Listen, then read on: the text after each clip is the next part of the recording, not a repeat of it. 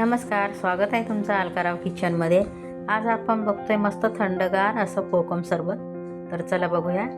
त्यासाठी मी इथे वाटी भरून कोकम घेतलेले आहे. तर बघू शकता हे कोकम किती छान आहेत. असेच कोकम बघून घ्यायचे चांगले. हाताला आताच खूप छान कलर लागतोय. तर आता हे कोकम आपण गरम पाण्यामध्ये भिजून घेणार आहोत. जर तुमच्याकडे वेळ असेल तर तुम्ही रात्रभर साध्या पाण्यामध्ये भिजून ठेवले तरी चालेल. तर आता ज्या वाटीने मी कोकम घेतलेले आहे त्याच वाटीने गरम पाणी घेतलेलं आहे आणि हे गरम पाणी आता आपण कोकममध्ये टाकून 20 मिनिटं तरी आपण झाकण ठेवून बाजूला ठेवणार आहोत. 20 मिनिटांमध्ये मस्त सॉफ्ट होतात आपले हे कोकम. तर आता झालेले आहेत 20 मिनिट. बघूया. तर बघू शकता किती छान सॉफ्ट झालेले आहेत हे कोकम आता आपले. आणि हे आता आपण मिक्सरमधून वाटून घेणार आहोत. पाण्यासकटच वाटून घेते मी. जर तुम्हाला वाटलं पाण्यासोबत वाटणार नाही तर मग तुम्ही अगोदर कोकम थोडंसं वाटून घ्यायचं आहे, नंतर मग तेच पाणी थोडं थोडं टाकून वाटून घ्यायचं आहे. आणि वाटताना पण एकदम बारीक पेस्ट अशी नाही करायची, थोडी जाडसरच पेस्ट ठेवायची.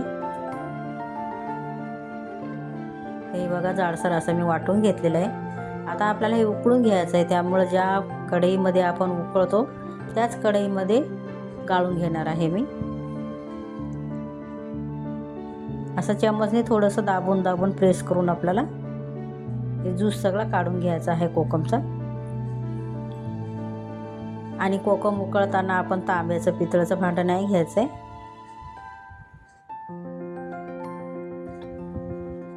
तर एक बघू शकता किती छान आपल्याला कोकम आगळ मिळालेलं आहे. आणि याला आता आपण चांगलं उकळून घेणार आहोत. मी इथे 1 वाटी खडीसाखर टाकून घेतलेली आहे. तुम्ही साधी साखर टाकली तरी पण चालेल. आता उन्हाळ्याचे दिवस आहे आणि खडीसाखर आपल्या शरीराला खूप छान थंडावा देते, म्हणून मी खडीसाखर घेतलेली आहे. तुम्ही साधी साखर घेतली तरी पण चालेल. आणि साखर पण तुम्ही तुमच्या आवडीनुसार घेऊ शकता, कमी जास्त. आणि ह्या आपण चांगला आता 20 ते 25 मिनिट उकळून घेणार आहोत. तर बघू शकता मी 25 मिनिट उकळून घेतलं याला आणि किती छान कलर आलेला आहे बघा. आता हे आपलं कोकम आगळ रेडी आहे. एकदम असं थोडंसं घट्टसर असं झालेलं आहे. पाण्याचा अंश पूर्ण निघून गेलेला आहे. आणि असं हाताला असं थोडंसं चिकट लागतं. पाक नाही बनवून घ्यायचं आपल्याला. थोडंसं असं चिकट चिकट झालं का आपलं कोकम आगळ रेडी आहे. त्यामध्ये आता मी चाट मसाला टाकून घेतलेला आहे. आणि थोडंसं आपण सैंधव मीठ टाकून घेऊया. हे आपण पाचक असं कोकम सरबत तयार करणार आहोत. तुम्ही यामध्ये जिरा पावडर पण टाकू शकता. आणि हे मसाला चांगला व्यवस्थित आपल्याला या कोकम आगळमध्ये मिक्स करून घ्यायचा आहे. तर बघू शकता आता हे आपलं कोकमचं आगळ तयार झालेलं आहे. तर याला आपण आता थंड करून 4-5 महिने फ्रीजमध्ये स्टोअर करू शकतो. एखाद्या काचेच्या बॉटलमध्ये ठेवा, नाहीतर मग एअरटाईट डब्यामध्ये पण आपण हे स्टोअर करून ठेवू शकतो. आता याला परत मी एकदा चाळून घेते. काही छोटे मोठे काही कण राहिले असेल तर निघून जातात. सरबत पिताना मग आपल्या तोंडात येत नाहीत, म्हणून परत एकदा चाळून घ्यायचं.